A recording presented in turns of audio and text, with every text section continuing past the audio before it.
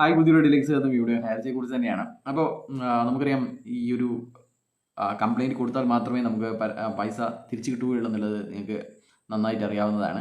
അതിന് മുഖ്യമായിട്ടും വേണ്ടത് FIR ആണ്. പക്ഷേങ്കിൽ FIR ഇട്ട് കിട്ടാൻ വേണ്ടിയിട്ട് കാലതാമസം നേരിടുന്നുണ്ട്.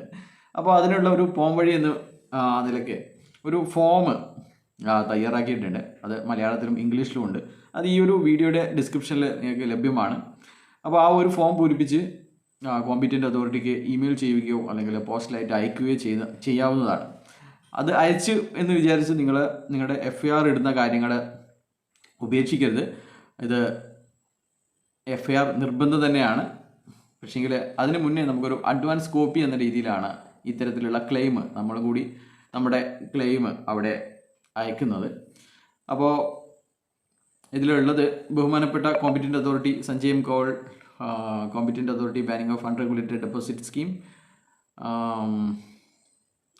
അഡ്രസ്സ് മുമ്പാകെ സമർപ്പിക്കുന്നത് നിങ്ങളുടെ പേര്, നിങ്ങളുടെ പൂർണ്ണമായ മേൽവിലാസം, നിങ്ങളുടെ ഫോൺ നമ്പർ.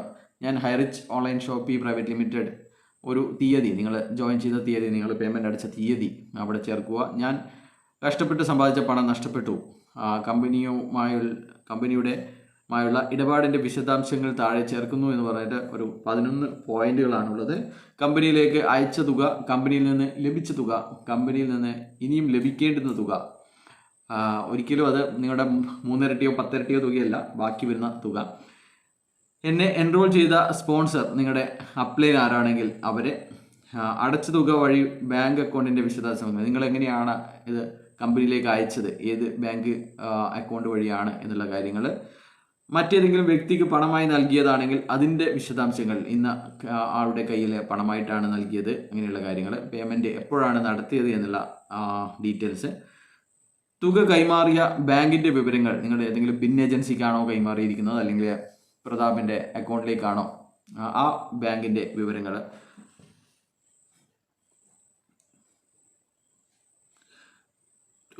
FIR നമ്പർ, പരാതിയുടെ നമ്പർ, പോലീസ് സ്റ്റേഷൻ. നിങ്ങൾ FIR ആൾറെഡി ഇട്ട വ്യക്തിയാണെങ്കിൽ ആ FIR നമ്പർ എഴുതാം. നിങ്ങൾ പരാതി നൽകി റെസീറ്റ് കിട്ടിയതാണെങ്കിൽ നിങ്ങൾ ആ ഒരു റെസീറ്റ് ഇവിടെ ചേർക്കാം. ഏത് പോലീസ് സ്റ്റേഷനിലാണ് നിങ്ങളുടെ പരാതി അല്ലെങ്കിൽ റെസീറ്റ് കിട്ടിയത് എന്നുള്ള കാര്യങ്ങൾ ആ ഒരു 9ാമത്തെ ചോദ്യത്തിന് ഉത്തരമായിട്ട് നമുക്ക് കൊടുക്കാം. 10ാമതായി നിങ്ങളുടെ താമസ സ്ഥലം ഉൾപ്പെടുന്ന പോലീസ് സ്റ്റേഷൻ, നിങ്ങളുടെ മദർ പോലീസ് സ്റ്റേഷൻ ഏതാണ് എന്നാണ് ഈ 10ാമത്തെ കാര്യം കൊണ്ട് ചോദിക്കുന്നത്. 11ാമത്തത് ഇതോടൊപ്പം വച്ചിരിക്കുന്ന രേഖകൾ, നിങ്ങളുടെ റെസീറ്റ് കാര്യങ്ങൾ, നിങ്ങളുടെ ബാങ്ക് സ്റ്റേറ്റ്മെൻറ്റ് ലഭ്യമായത് എന്താണോ അത് നമുക്ക് ഇതിൻ്റെ കൂടെ വയ്ക്കാവുന്നതാണ്. അപ്പോൾ അതിൻ്റെ അടിയിൽ ബഡ്സ് അതോറിറ്റിയുടെ നടപടി നേരിടുന്ന ഹൈറിച്ച് ഓൺലൈൻ ഷോപ്പി എന്ന കമ്പനിയിൽ നിന്ന് എൻ്റെ പണം എത്രയും വേഗം തിരികെ ലഭിക്കാൻ ഈ വിഷയം പരിശോധിച്ച് നടപടിയെടുക്കാൻ ബഹുമാനപ്പെട്ട കോമ്പീറ്റൻ്റ് അതോറിറ്റിയോട് അഭ്യർത്ഥിക്കുന്നു എന്ന് പറഞ്ഞിട്ട് നിങ്ങളുടെ പേര്, ഒപ്പ്, തീയതി. അപ്പോൾ ഇത്രയാണ് നിങ്ങൾ പ്രാഥമികമായിട്ട് ചെയ്യേണ്ടത്. അപ്പോൾ നിങ്ങൾ FIR ഒക്കെ ഇട്ട വ്യക്തിയാണെങ്കിൽ അത് അറ്റാച്ച് ചെയ്യാം, അല്ലെങ്കിൽ അതിൻ്റെ റെസീറ്റ് അറ്റാച്ച് ചെയ്യാം, അങ്ങനെയുള്ള കാര്യങ്ങൾ അറ്റാച്ച് ചെയ്യുക. പിന്നെ തുടർന്ന് നിങ്ങൾ FIRന് വേണ്ടിയിട്ട് ശ്രമിക്കുക.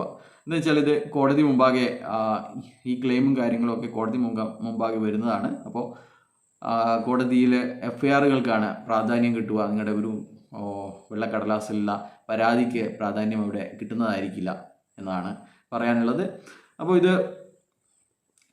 ഈ ഒരു മദർ പോലീസ് സ്റ്റേഷൻ എന്നൊക്കെ എന്തിനാണ് ചേർക്കുന്നതെന്ന് വെച്ച് കഴിഞ്ഞാൽ, കോമ്പീറ്റൻ്റ് അതോറിറ്റി ഈ ഒരു ആപ്ലിക്കേഷൻ കിട്ടിക്കഴിഞ്ഞാൽ പോലീസിൻ്റെ റിപ്പോർട്ടിനായിട്ട് പോലീസിന് കൈമാറുന്നതായിരിക്കും.